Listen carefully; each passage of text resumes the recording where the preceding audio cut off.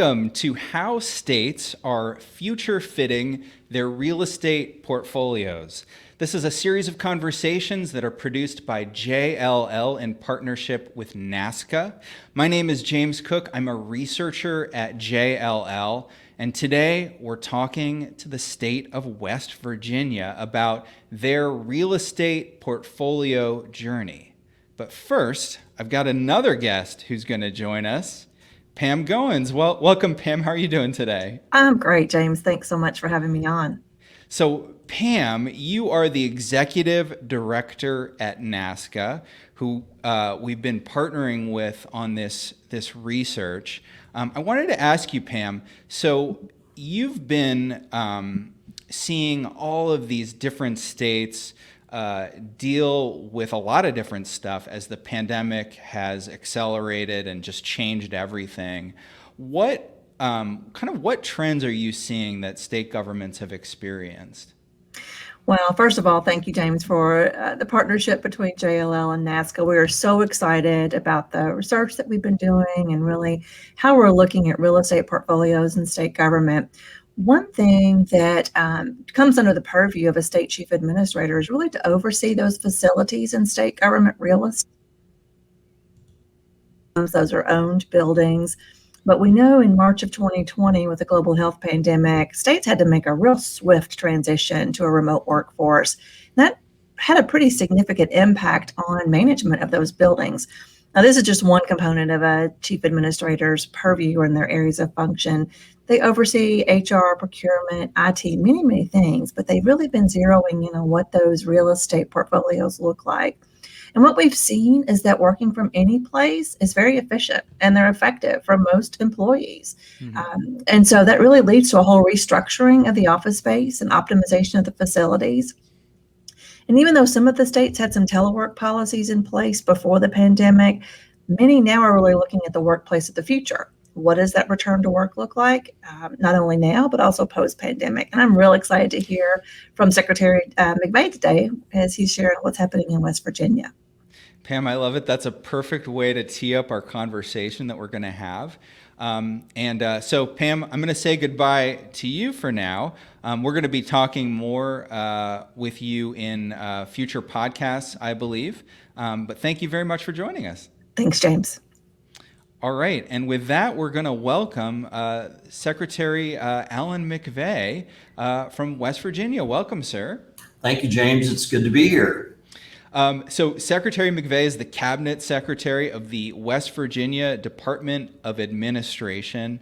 So first thing I have to ask you is, what do you oversee? Like, what's in your realm, your purview? I liken it to the operations department of any company in the private sector. I happen to have the 16 agencies that keep state government running here in West Virginia. Got it. So you're keeping the tires on the bus, I guess. Keep everything rolling. That is correct. And anytime we have a flat tire, I get a call. So you get a lot of phone calls then, I imagine. Phone calls, texts, emails, you name it. And Right. I'm 24/7, by the way, too. So. Oh, yeah, I'm sure you are. Okay, well, let's get into it. So we've been doing this research study, and I think one of the things that we found is that you've got these different groups within state governments, HR, real estate, IT, and a lot of times those groups seem to be moving in different directions, maybe a little bit independently. But we know that in order to really make change, those guys have to be working together. So how have you found it to be getting those groups to work together? It's pretty simple. A number of years ago, one of our past governors thought that we should have operations all in one department. And for the most part, they are here in the Department of Administration. And I stay in constant contact with each of those 16 division directors. And I tell you, having been in the private sector for a number of years and then coming into state government, I found it very satisfying that the people that I have that work in these various departments are really professional. They really are concerned about the jobs that they do, and they want to do good jobs and to take care of the citizens here in our state. So it's been pretty easy for me to coordinate activities between all of those areas. A lot of people tell me I have one of the toughest jobs in state government, but actually it's pretty satisfying and it's very interesting as well. In particular, during this pandemic, we did have to make a lot of changes, and we had to be very flexible and make them pretty quickly as well. So hopefully we'll get into that story during this podcast. Oh yeah. You know, I can't leave that line. We got to get into that. Well, we heard one of the things that we heard. Somebody told us in our research that it's very, you know, working at a corporation is one thing, but they said working for a state government, it's more like working for the United Nations, where you've got little, you know, people that have more autonomy maybe, but it sounds like you don't have that problem. I really don't, and the reason that I don't, again, I have 16 very good division directors that they do the functions of each of their departments very well. And they're very cooperative. We have very good lines of communication in place. And to give you an example, when we came into this pandemic, we did have to close our Capitol complex down to visitors. And when we did that, if you still needed to do business with government, we found various ways that you could do that and gave you options. And actually, one of the biggest things that we had to do very quickly was to make sure if we did send people home to work remotely, that they were able to be to have the tools, both hardware and software, and secure operations, along with proper Wi-Fi for them to do their jobs and do them well. And we were able to put that together pretty quickly with our Office of Technology spearheading that effort, along with cooperation from a lot of our vendors, because we actually had to purchase some of that equipment.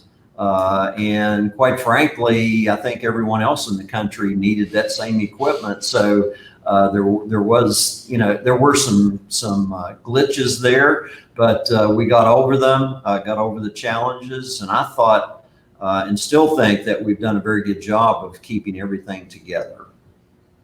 So what we've seen is the pandemic really caused everybody to revisit what their workplace strategies are, what their real estate strategies are. You're on kind of this process of re-envisioning what your strategy is going to be. Was there, beyond putting the pandemic aside, were there other reasons to go on that re-envisioning journey? There is always a limitation in whatever budget you're given. So we were already on that path in terms of our real estate. And of course, you know, we have multi-year leases both in buildings that we own for our various departments and also private leases out in the community. And those leases do expire, and we naturally negotiate those. But at the same time, we're very, very proactive in asking each of those departments what their space needs are going to be. And we do know that several units within various departments are going to continue to work remotely. They've found that a lot of people that want to work remotely are able to do that and do it very effectively. In fact, we actually had a pretty good story with some of those units being able to do a lot more work working remotely than being here, you know, in our office space. But at the same time, you still need social interaction, and in certain types of activities that you have, you still need to basically meet, you know, one-on-one with people and get their viewpoints. And so we know that we're going to have a combination of that going forward, and hopefully we'll be able to do it effectively and efficiently. But the budget was what was pushing us in that direction anyway. And we've also found that we've been able to reduce some expenses by allowing people to work remotely as well. Do you find that because of the pandemic that like agency leadership is more accepting of working from home because we've had this big proof of concept? Well, I've found that some of the leadership is very much into allowing that to continue, and our Department of Personnel, who also works very well with all of our agencies, they had ways for people to work remotely. They had the rules and regulations and the policies and procedures in place to allow that. We just had to make some changes during the pandemic, and our governor, who's been very good about allowing that to occur, also wants us to do it in the right manner. So we also must be able to monitor that activity and make sure that we're taking care of the citizens. And we have been able to do that and do it very effectively. How have you gone about defining what your vision is for the future for workplace strategy? I mean, are you writing up a plan, or what part of the process are you there? Well, I think we actually have the plan in place, and it's basically you need to be flexible. You need to understand your operation, and that goes down to the smallest details within each of our units in government. And some departments, the whole department is able to work remotely and do that very effectively. Again, you still need to have some space for them to meet in person as well, periodically, to go over certain things that need to be taken care of in that manner. And then some people actually like and are more effective coming to an office on a daily basis. So again, we're trying to work on those types of things by each department and each agency, and we of course ask for feedback from each of the agencies, particularly when we're going through a lease renewal. And we actually are going to continue that, ask a lot of questions, and try to fit the needs that each of those departments have with the resources that we do have, whether it be the buildings themselves or the money that's required to run those buildings. When you're working through that process, are there any what's the biggest obstacle that you encounter, do you think? Up to this point in time, and again, what we're now faced with is we were leading the nation in people being vaccinated, and a lot of our employees have received those vaccinations. So at least for a period of time, and of course, all of our health experts need to be providing input as well. We're now bringing people back into the offices, and we are leaving each of the managers of those departments the flexibility to, for instance, if an individual, for whatever reason, feels that they need to continue to work remotely, there's a way for us to do that. But we're going to try to bring people back and see how that works. But again, as these leases come up with each of these departments, we'll just negotiate with each and basically try to get them into the right sized office space that we possibly can, knowing that some units are going to continue to work remotely, some individuals are. So again, I think we're all going to need some flexibility in this whole process to have it be successful. Yeah, that seems to be the mantra of the past year and a half is flexibility. No doubt about it. Believe me. Oh my gosh. Yeah.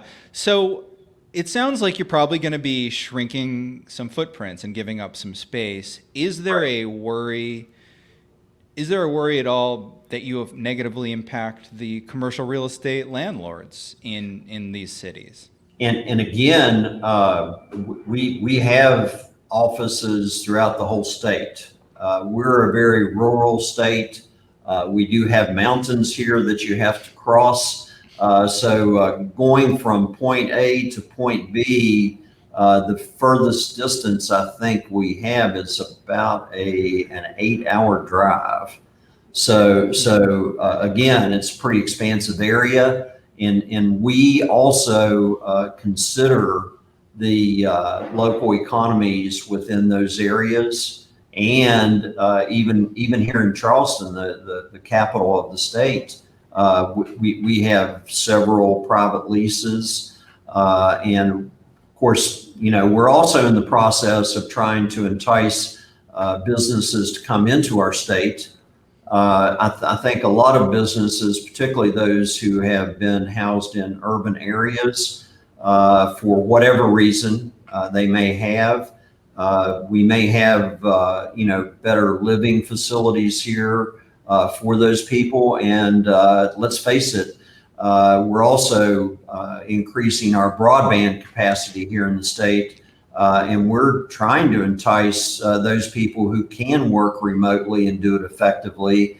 If they would like to come and live in West Virginia, we have a lot of positive attributes in our state with all of the outdoor activities that we have available here.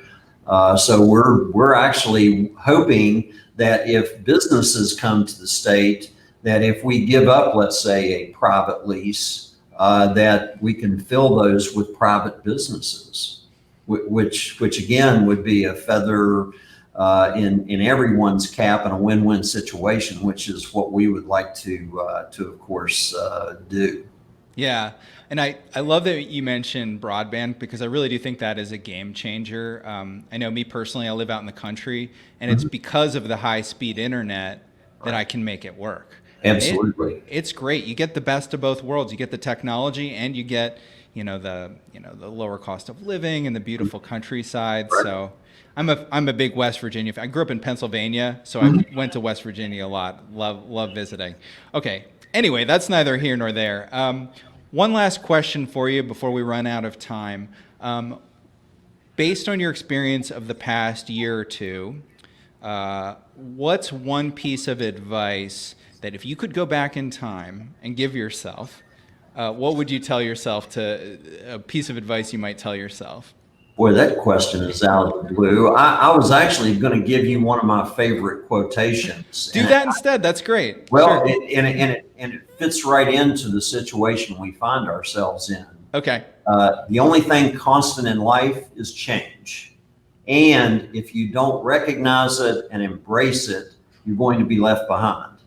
So I think that fits pretty well in the situation that we have, knowing that not only have we had these changes this past year or year and a half, but we're going to see even more change going forward. So you need to keep that in mind, and you need to adjust your operations and be flexible enough to make sure that you're embracing that change.